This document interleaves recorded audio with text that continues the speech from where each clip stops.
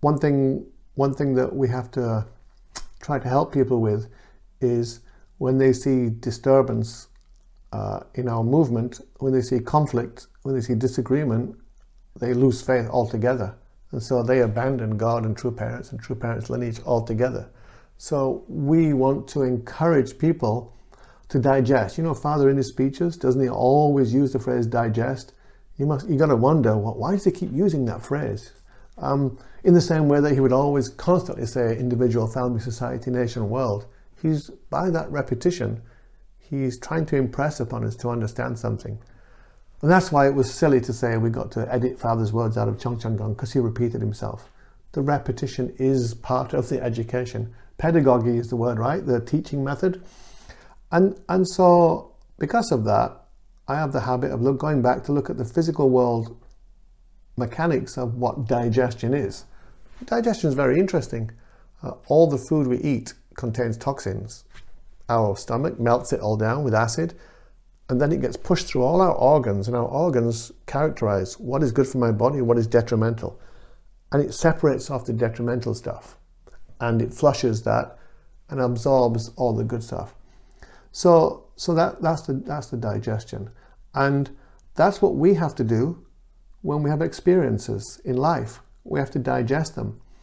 Sometimes we have bad experiences. We shouldn't say it's God's will. Like a lot of Christians say, well, oh no, my child died of some horrible disease, but it must have been God's will. There's got to be a greater purpose, so it was good that it happened. No, it was horrible that it happened, and God didn't want it to happen.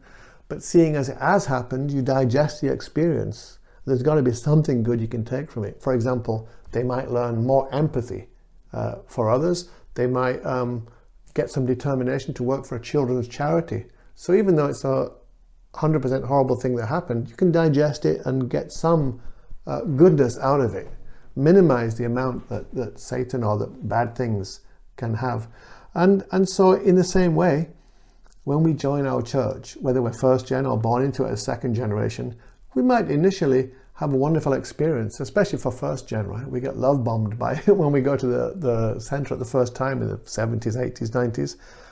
And we open our hearts to the community because there's so many exciting young people around, and it seems like a vibrant place, very pure, nobody's smoking or drinking or having promiscuous sex. And so people really felt, oh my gosh, it's like heaven. I want to become a part of this family. And they emotionally engrafted to the brothers and sisters and leaders in the church. But then the honeymoon period was over, and they're sent on MFT, or they go to some center, and there's an immature leader who mistreats them, and then the fallen nature becomes more evident. And then, all right, they endure it, but over the years, maybe even decades, they feel betrayed by people, and they have a bad experience.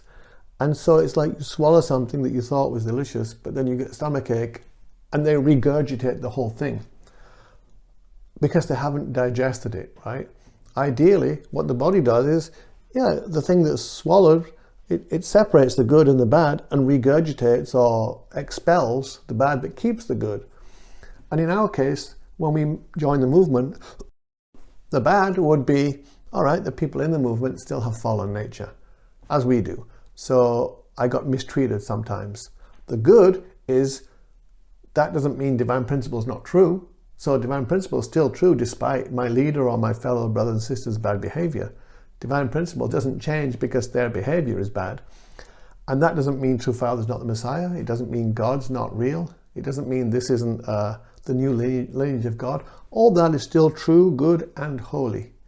But the bad behavior is something to be rejected. That's an expression of fallen nature.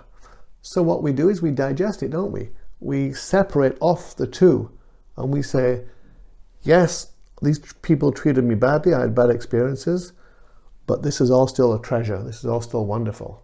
So I'm going to reject that behavior, but I'm not going to eject and reject the goodness, the truth. But a lot of the times people don't have those tools for understanding this concept and processing it, so they just reject everything. And you hear them talking about true Father, and then later on they start to talk about Reverend Moon, and then they just refer to him as Moon when they're when discussing online. And you can almost see the levels they're going through where they're distancing themselves. And So we have to digest those things. I mean, the same thing is happening now. People are seeing True Mother disappointing them, right, because she's stumbling and saying all these things, and it's like a civil war going on. So it's frustrating for them, and they're in danger of just rejecting the whole thing. But we have to help each other to digest what's going on and to process it. And even within True Mother herself, we should acknowledge that she's had a very difficult life. Okay, some people might point out fairly, she lived in mansions all the time, lots of money, but that's not what makes people happy. She had to suffer the loss of children, as I've said, and living in a foreign culture and having the world hate her family. And, you know, invisible things that we don't see, such as Satan's armies attacking constantly. And so True Mother is bearing a burden and shouldering a responsibility that we're free from. And there should be empathy and understanding for that. And so when she turns against Father and goes into a self-aggrandizement, a disillusionment, then we shouldn't see that as necessarily an evil that needs to be punished, rather an ailment that needs to be cured. And it's cured by love and time and hope and prayers and bringing her back. So don't lose faith and don't lose hope. Instead, cling to your faith all the more, and don't be afraid to stand up for what we've always believed. Even if all the leaders you respected throughout the FFWP are now willing to go on stage and say that True Father was not perfect and he's a sinner, and he was born with sin and True Mother was born without sin, and that and all those things. Just disagree with them in your heart if you don't want to speak out, and if you want to speak out, but do it with love and respect. And yeah, if you really want to speak out, they will come after you. They will send out notifications mischaracterizing what you're saying or what your motivation is. But just don't pay any attention to that. As I always say, God plus one, no, sorry, I got that wrong. Let me rephrase. 1 plus God is a majority. So let me say that again. 1, meaning you, 1 plus God is always a majority. So it doesn't matter if the whole leadership of the FFWP is going along with this apostasy, right? If God's on your side, then you're in the majority. So don't let them make you feel alone or marginalized. Network with people who want to hold on to our original faith. It doesn't need to be through my Facebook group or YouTube channel, but it could be with anybody. It could be just with friends who are like-minded. And it would be better if this wasn't happening in our movement. And frankly, we're losing face to the world, right? It's a bit embarrassing, but I think transparency and honesty is the way to go, even when discussing it with people who are not in our movement. I tell my friends who are not in the movement about the big civil war that's going on. Frankly, they find it a little bit fascinating. If I just tried to tell them about the general movement, they might not be interested, but their ears prick up and they kind of want to hear about it. So digest it in that way too. So in terms of a little bit of news, there was a memo sent around recently, just a few days ago, about instructions about how to pray. To be honest with you, I might seem like a super faithful guy. I've been in the church 40 years and I'm sticking completely to my belief in divine principle and True Father. But I've never really been interested in ceremonies and forms of doing things that much. Maybe it's part of my rebel nature. When I first joined the church, I refused to bow down to True Parents' picture because I hadn't fully started believing in them yet. And even when I technically believed he's the Messiah early on, I still didn't bow down because I had that old Protestant education from my childhood about not bowing down to idols or people or only to God. And so it took me, I don't know, 3 or 4 months before I agreed to bow down to True Parents' picture. And but then, you know, I understand Korean culture a bit more, and I understood that Father really is the Messiah, so I made an exception. And so holy days and all those kind of things, I've never really been super into them. They're nice, but maybe it's because with Christmas or Easter, it's something that we've experienced for centuries, and so it's imbued in our culture and our inheritance, so we can feel something. So using certain terminologies when praying, that kind of stuff, it's never really been that much for me. Sometimes I say Jew, sometimes I say Amen. I go with what I feel. When I pray, It was in a group prayer. Sometimes keep my eyes open because it's more comfortable. And I remember True Father once said, pray in the morning or afternoon or evening, just figure out which is better for you. I've never been a morning person, so I usually pray in the afternoon or evening. So this instruction came out about how to pray, how to open your prayer or close your prayer. And the first wording, let me just have it, actually I have it here. The first wording was wrong, so they sent out a follow-up. I think the first wording was, I pray in my name and Central Blessed Families and in the attending Holy Mother hand. But then that was considered a wrong translation. So the new one is, there's a different one for different people, like blessed members or members with children. So it says, in attending Holy Mother hand, I pray with gratitude in my name, then your name, of a blessed central family, our Jew. So yeah, first of all, it's just my natural nature not to want to be told what words to say when I pray, and but in attending Holy Mother hand, I pray with gratitude. I mean, it's a given that gratitude and repentance are part of our daily life of faith. But they're pushing this concept of Holy Mother hand, this terminology, and in Korean culture, there is still a clan mentality. And in the spirit world, there is still a rivalry. Just as surrounding Jesus was 12 disciples, remember the part from the Bible where they're arguing about who's going to be sitting closer to Jesus in heaven, right? They're jockeying for position of authority. Sometimes people who follow God, even if they're high positioned, they're willing to really sacrifice and lead with zeal and passion and support God's providence, as long as they can have a role of primacy and get some of the glory. And you can see, even in Unification Church, I've seen some national leaders who were made no longer national leaders, just regular members. Very quickly they became cynical about the church and even opposed the church. In one case, a national leader even sued the church. So this is also, I think, the case in the spirit world. You've got all the different Korean cultures, and they all contributed in one way or another, just like the tribes of Israel, to produce True Father. And so they all expect that some glory from that or some status. And so they're sort of warring against each other, I think, even in the communities in the spirit world. And so the Han clan, they're probably not too happy about the fact that the Messiah came from the Moon clan, and they wished he would come from the Man clan. Han clan, frankly, I wish the Messiah was British. Maybe Irish would be better, because it's like Korea in a divided country, and also Irish have got, big hearts. And so how much easier would it be for me to relate to the Messiah if he was British and he was speaking English as a native language? But there it is, he's not, he's Korean. And so I'm sure the Han clan in the spirit world would wish that the person for all eternity who's going to be known as saving the universe was from the Han clan. They might have that small-minded view. And sometimes in such a situation, people, individuals or groups, they would rather be at the bow of a sinking ship rather than the stern of a floating ship.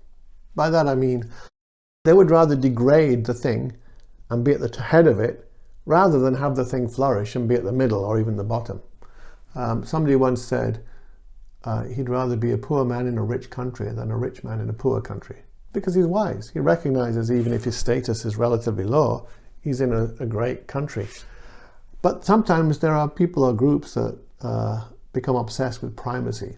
And I think, it's just my suspicion, my logical guess, that True Mother's influenced by the Han clan, because traditionally in Korean history they're the most prominent. And so I think they don't necessarily like the fact that somebody else, another clan's descendant, True Father, the Moon clan, is the Messiah, and that theirs is the object to the subject of the Messiah.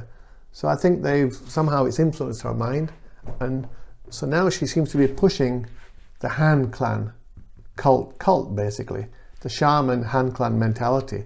And so the phrase true parents is nowhere in that phrase, right? It's, to be honest, I said I have to be really loving towards True Mother, but I'm actually disgusted when I read that. I'm disgusted at the sidelining of not just true father, but the whole concept of true parents. And it's really makes me sad. And so in attending Holy Mother Han, right, it's just focusing on true mother as an individual and the Han clan. And of course, they're going to come out with all sorts of excuses. Well, what's wrong with showing love for your mother? Well, true mother's the one that's on earth right now leading, but what difference does it make, right? True parents are always united, and true parents are always one. Whether they're in the spirit world or the earth, it makes no difference. The concept of true parents is what saves us. True father doesn't push the concept of true father. He sublimated that to the concept of true parents. And so everywhere we go, we saw true parents, we heard of true parents. He wants to be with true mother, and he's talking about true parents.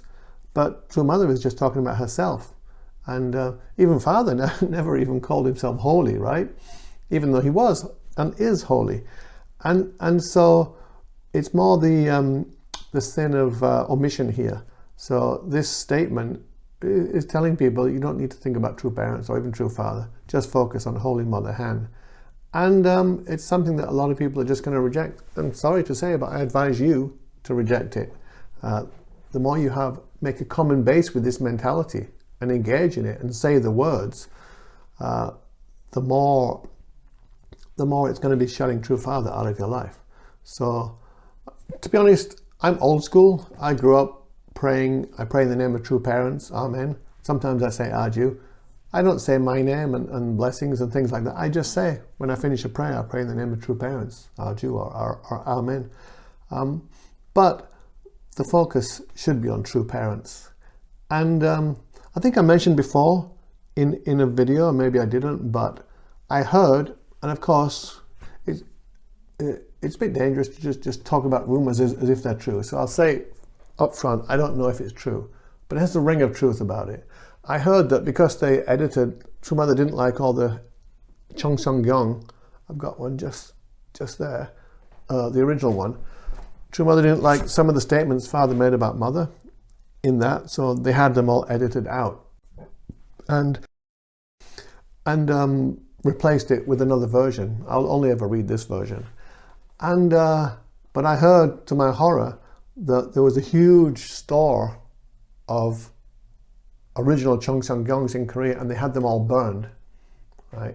Because obviously they just want to push their new narrative. But just today, I also got an email from a friend on Facebook, and I posted it on the Facebook group, the picture, and it's a picture of boxes and boxes of True Father's biography that are being thrown in the garbage. It's in a church region in Korea. Now the picture looks like they're just in boxes in a storeroom, but the text messages in Korean, I need to get them translated, seem to be suggesting that they're all thrown away in the garbage. And sadly to say, that also doesn't surprise me. So these things are going to happen more and more. If you look at the columns at the entrance to Cheongpyeong now, they've just got giant owls on there. And True Mother wears the owl thing. Of course, it's a nice looking brooch. And there's a big owl statue somewhere. And then you've got people dancing around stage with a paper snake. Everybody's worshipping the snake. I was born in the year of the snake. But zodiac, Chinese or Western, it's a pagan thing, right? So to say, oh, it's part of nature. And then some people are objecting to my objection by saying, well, in the Bible, doesn't it use a snake as an image for good? Yeah, it does. When Moses is in the desert and all the Israelites are grumbling as they're walking through the desert on their way to Canaan, they start getting bitten by fiery serpents, meaning aggressive serpents, and some of them are getting poisoned and dying. And so God has Moses lift up a bronze serpent, and anybody who keeps their eye on that serpent, they don't get bitten. And that serpent is thought to represent Jesus. And to be fair, in Korean culture, there is a myth. I don't know if it's Chinese or Korean culture. I saw a big movie about it, a big blockbuster movie, where at the end of the world, an evil serpent and a good serpent will appear and do battle. And so, but in general, even though that's the case, in general, from the times of Jesus, in Christian culture and in unificationist culture, it's clear that a serpent, a snake, is a symbol of Lucifer, Satan, the devil. And to start mixing up that imagery and start start having a big serpent, no true father, no true parents, just Hak Jahan and then a picture of a big serpent. I'm calling it a blue serpent or a green serpent doesn't ameliorate that fact. And then having people dance around on stage with a big paper a serpent. We become a snake worshipping pagan shaman cult, basically, that worships a female deity with no influence of true father. And then there's a picture of Chongpyong of those statues. It's true mother standing like a god with some big scepter. And then there's all these miniature people that are half her height bowing down to her and worshipping her and praying up to her. And then there's two of them. And on the second one, true mother's on a plinth and everybody's bowing to her. And there's two other plinths like the Olympics, gold and silver and bronze medal. And then there's another one with like several people, and there's a picture of father. It looks like father on one of them, but he's like a diminutive figure just off to the side, and people are shaking his hand. But it's it's not really glorifying true father. And so this kind of thing is going to happen more and more and more. They're going to be burning books. Eventually, I can guarantee you, eventually they will get rid of divine principle. They'll burn all the books, and they might put out a rewritten version of it. But divine principle as we know it is under attack. And they've been talking for a long time now about the new materials. They won't even give it a name because they know they're doing something shameful. So they just call it new materials. And beware of the slippery way of trying to encourage you. They'll say something like, well, isn't it good to have an open mind? In fact, that's what they've already been saying. Like, do you really want to be like the Jews who wouldn't open their mind to Jesus' new truth? And so if that argument was valid, then why can't you use that argument about communism when that first appeared? Surely because it's a new idea, it must be good. No, that's a logical fallacy. Every idea is judged by its content. And if a new teaching or a new idea comes along and it complements existing truth, that's fine. For example, in Israel before Jesus, they taught if somebody kills your brother, you kill his brother. If somebody steals your horse, you steal his horse. That's an eye for an eye. And the reason why that was good, it was comparative justice. So if somebody kills your brother, in many cultures, they'll go and kill that person's whole family.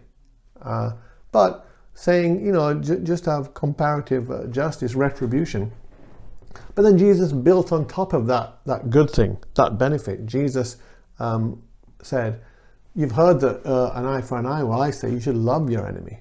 So now Jesus is saying, all right, somebody hurt you and harmed you, but instead of making them pay for it with punishment to them, you pay for it with your love, right? You process that resentment away with your love, and then you can forgive the person.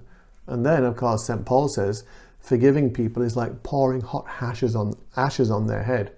Why is that the case? Because when people get forgiven and loved, sometimes that's when they're able to feel guilty. When they're met with enmity, it brings out their aggression and it clouds out their conscience. But when they hurt somebody and that person shows a loving, kind nature, then that person who hurts them starts to feel sorry for what they did. And then they get tormented by guilt, right, for what they did. So the punishment is their guilt.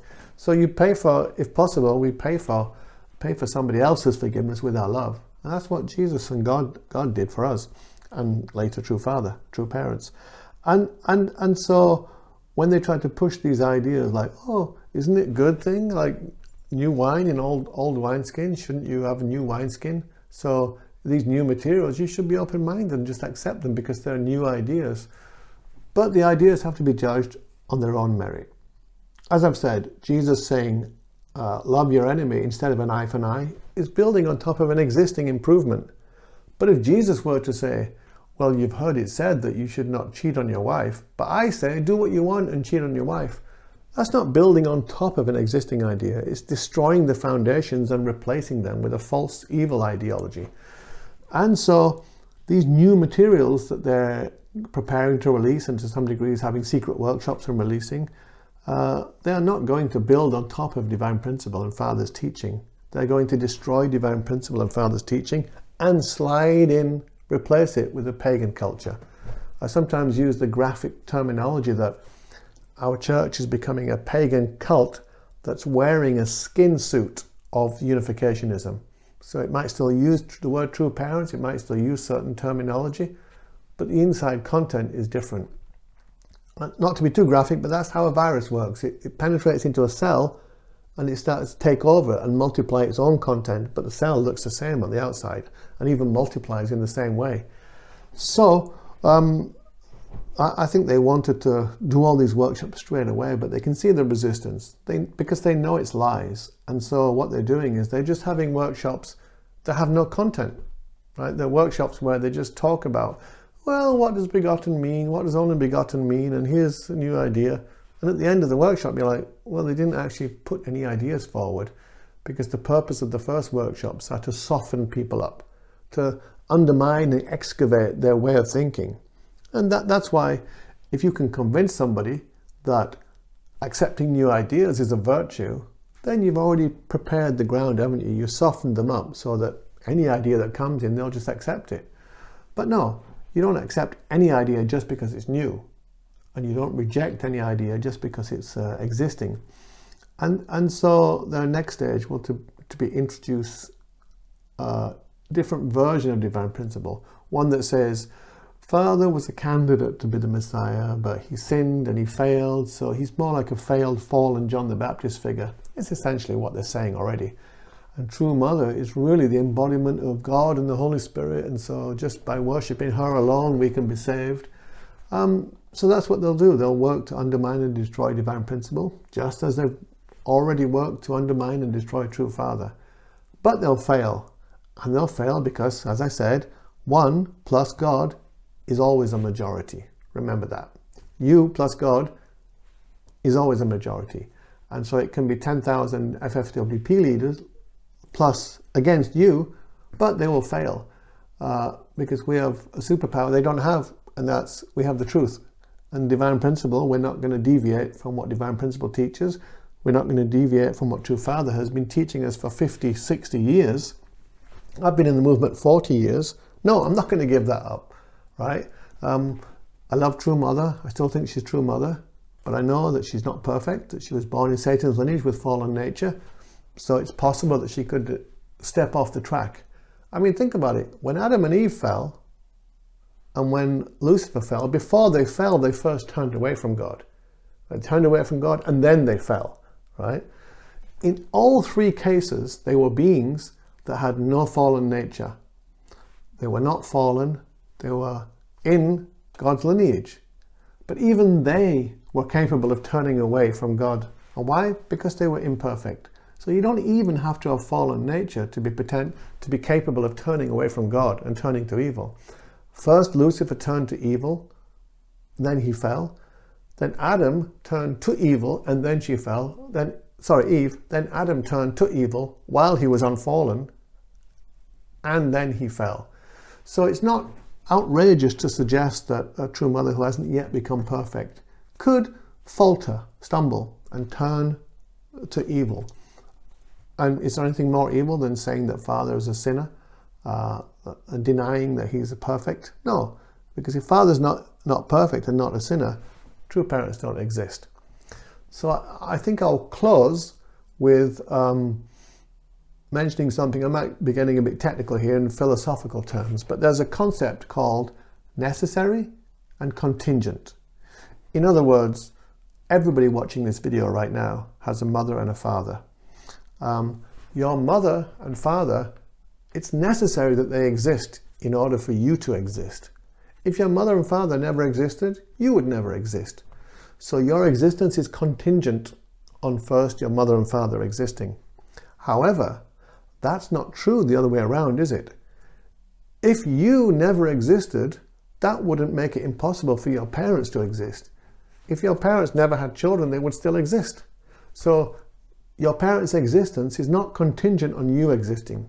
If you didn't exist, they would still exist. But if they didn't exist, you would not exist. So they are necessary beings for you to exist. Now let's apply this to true parents. Well, let's apply it to True Father first of all. If God didn't exist, True Father couldn't exist, right? True Father's existence is contingent upon God existing. However, if True Father never came into existence, that wouldn't negate God's existence. God is not dependent on True Father existing for him to exist. But true father, like all of us, our existence is contingent on God existing, right? So in the same way, true parents as an ideal, as a reality, could not exist unless true father existed. So true father is the necessary element of true parents, and true mother is the contingent element. And true parents themselves are the contingent element on true father existing. So because true father is perfect, he is necessary in order to form true parents. And if tragedy, true mother passed away when she was young, or she never met the church, true father would have found another bride from another prepared lineage and had a blessing with them, and she would have become true mother. They would have become true parents. So whoever father chose to marry and become true mother, it was necessary that there be a perfect man, true father, in order for true mother to become true mother and true parents. However, if father passed away when he was a child, when he was young, true mother, being born in Satan's lineage and having fallen nature and not being perfect, could not have formed true parents with any other men in the world, right? Because true mother is a contingent element of true parents. She can only be true mother contingent on true father being part of true parents. Whereas true father is not contingent on true mother. True father could have formed true parents with a variety of other prepared women. So in true parents, in terms of the origin of true parents, the creation of true parents, true father is a necessary being and true mother is the contingent being. Only true father could form true parents with somebody, but true mother could not have formed true parents with anybody else other than father. Now that's in terms of the origin of true parents, but the ongoing existence of true parents is a different matter. Once true mother becomes true mother, right? Then can true parents exist if true mother is not there? No, true parents cannot exist without true mother and true father.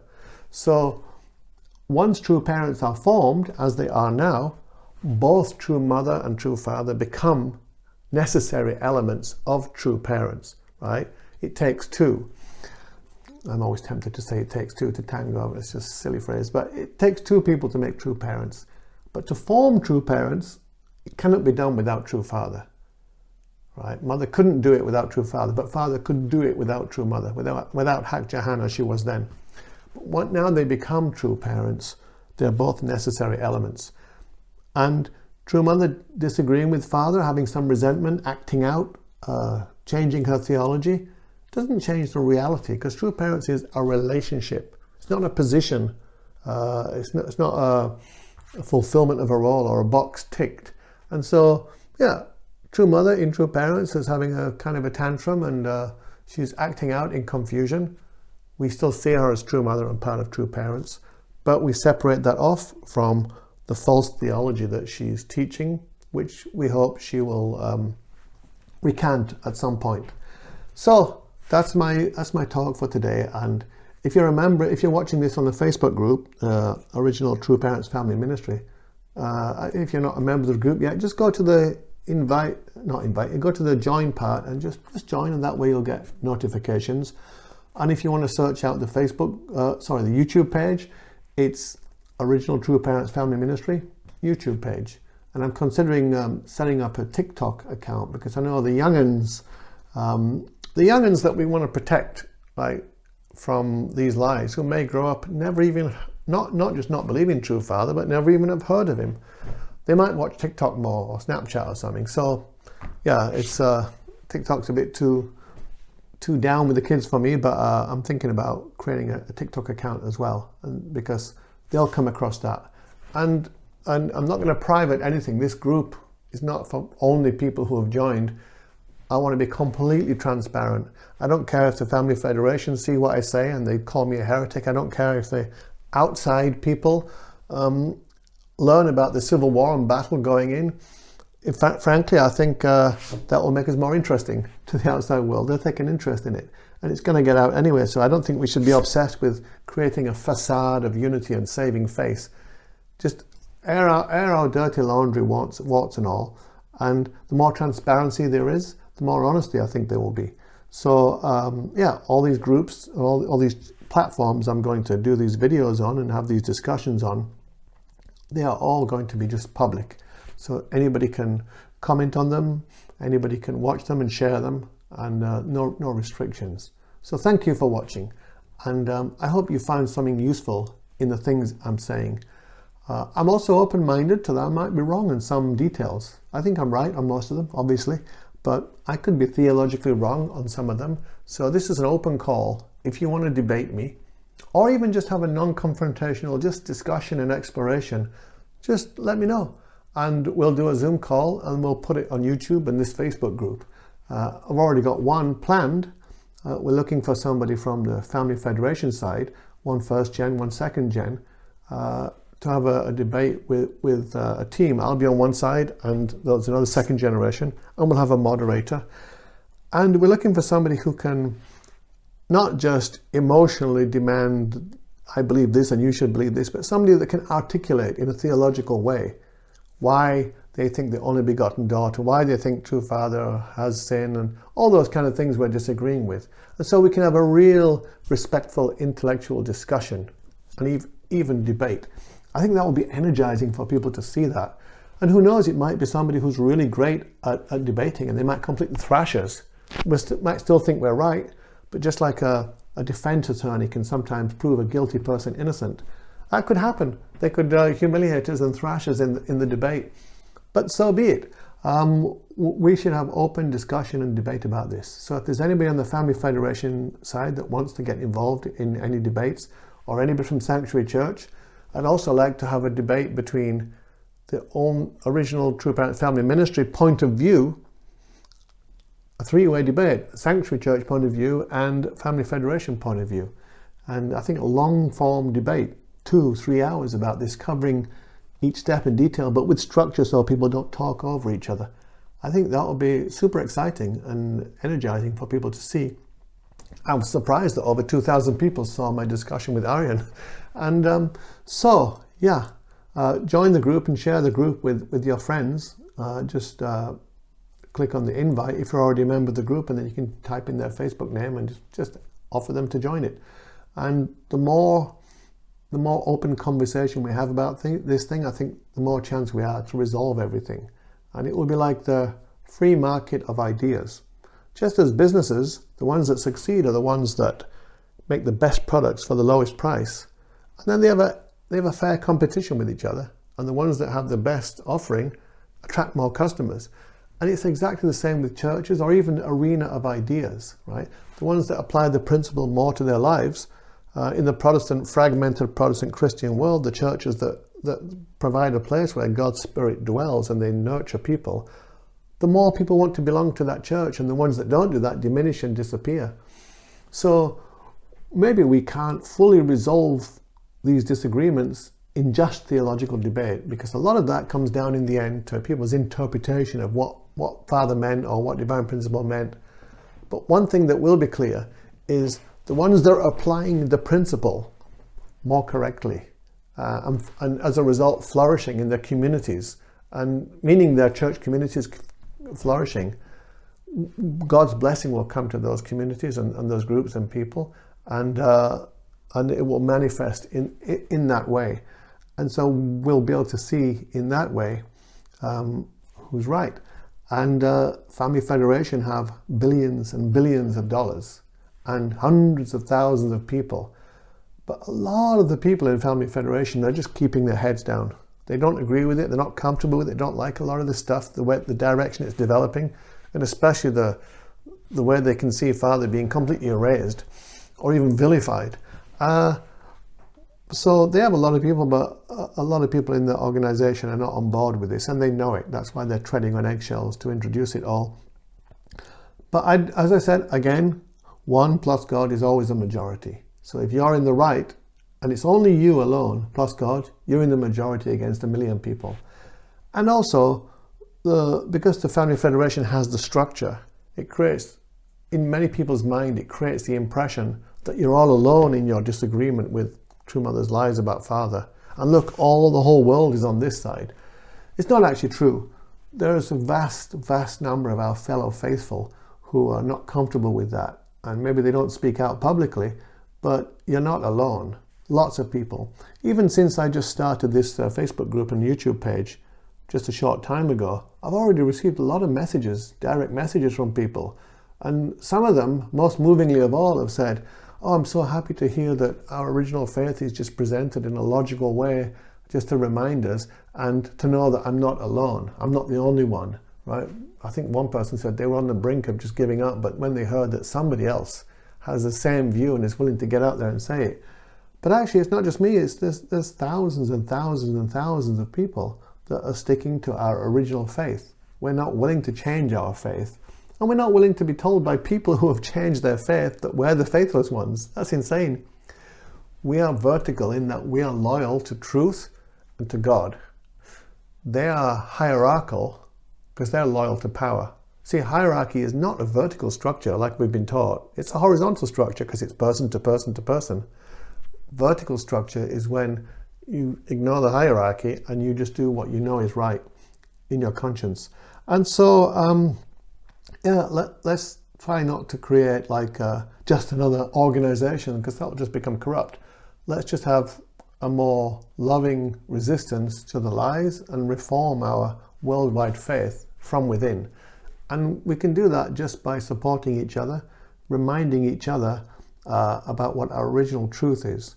And when we are encountered with the horrible lies True Mother's saying about Father, but frankly also saying about herself, continue to love her while respectfully disagreeing. And then do your hundoke with your friends and your family, and just don't feel guilty about that. Don't feel guilty about standing up for God. And yeah, so that's it. I'm going to end the video here. So I'll see you on Facebook, on YouTube, maybe on TikTok. Until the next video. Thanks for watching.